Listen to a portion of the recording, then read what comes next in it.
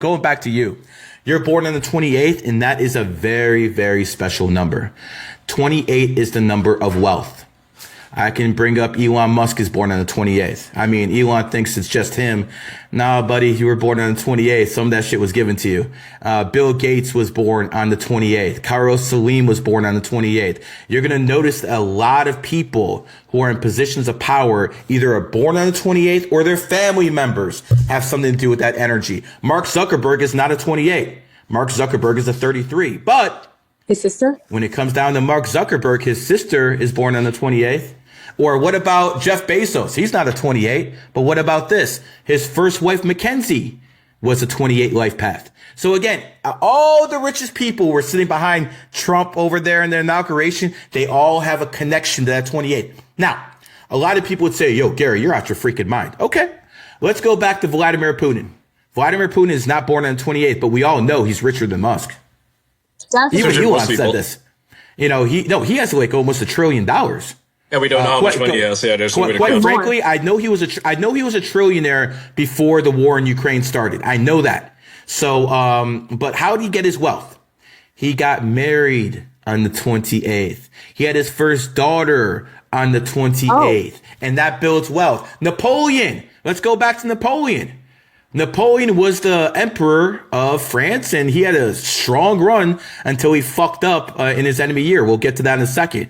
But Napoleon married Josephine, who was a whore, but Josephine was born on the 28th. After he married her, whoop, right like that. It didn't happen. It never would have happened without Josephine. But, you know, it also shows you guys, no matter how rich, how powerful you are, women still will cheat on you. Napoleon was the emperor of France. The emperor of France, and his girl was cheating on him with every officer she could find. So again, I want guys to understand this, man. Learn numerology and astrology like I did. I've been married for 20 years. I got married to a virgin. By the way, I'm Jewish. She was Muslim. And I basically married a virgin because I was never going to marry an American whore. I don't give a fuck how that makes you guys feel. Or anyone else watching this shit. It is what it is. But I started becoming a millionaire when my kid was born on the 28th. Oh, yeah. I use this. I don't just talk about this. I use this myself. Yeah. You know, I'm not a hypocrite who talks about Christianity and I'm going to, submit to Allah or I'm a Muslim and then they go cheating on their freaking wife. I don't do shit like that. That's what frauds do. I believe in the sanctity of marriage. And quite frankly, we need marriage in society. It's true. This homosexuality, all this other shit has destroyed fucking society. It needs to be fixed. You look at the richest asset manager in the world. It's not BlackRock. No. It's Vanguard.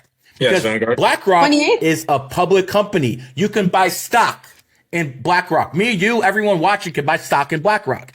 Vanguard is a private company. And by the way, Vanguard owes 10% of Vanguard owes 10% of BlackRock. So who do you think tells BlackRock what to do? It's Vanguard. And by the way, Vanguard was founded 5/1/1975. So I know there's some slow people out there like Nick Flynn says, so I'm going to do this real slow. 5/1/1975 adds up to 28.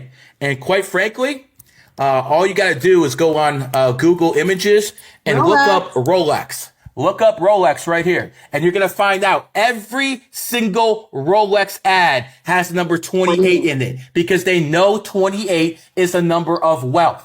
This is how they lead. And by the way, Rolex is not the flex. Rolex, the company, was founded in the snake year. I'm born in the snake year. This is why I wear this. Not the flex because it matches my energy. I will never wear an AP. AP was founded in a pig year. That's what Elon should be wearing. He should not wear Rolexes. He should wear AP. I love AP. AP is a pig.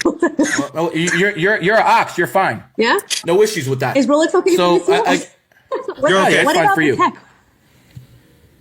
I mean, I don't remember every single company, but there is something called the Qwit app, and this is an app I created, and it's on Google and it's on Apple. I'm going to tell you a funny story about this. I sell my prices for a premium. There's no doubt about it. It costs a lot of money to talk to me. It is what it is. I'm not going to fucking apologize. You should, Gary. It is what it is. But when it came to my app and I wanted to get it approved through Apple, they basically said I was charging too much. I was charging like $8.99. Again, everything adds up to 8 in me. And they're like, that's too much. And I'm like, wait a second, Apple. You charge a premium for your computers compared to everyone else because your product is that much more superior than everyone else. So after about 2 weeks of going back and forth, they let me have my way. And now I have the #1 astrology app on Apple and Google. Oh, so again, nice. Can you spell it out? The Qt app. That's the Qt app. Oh, I just looked up when Pandora was founded. It was founded in 1860, and that is the year of the monkey. So I have a watch where, it complements my my rat year. You see how this works? Amazing. You see how this works?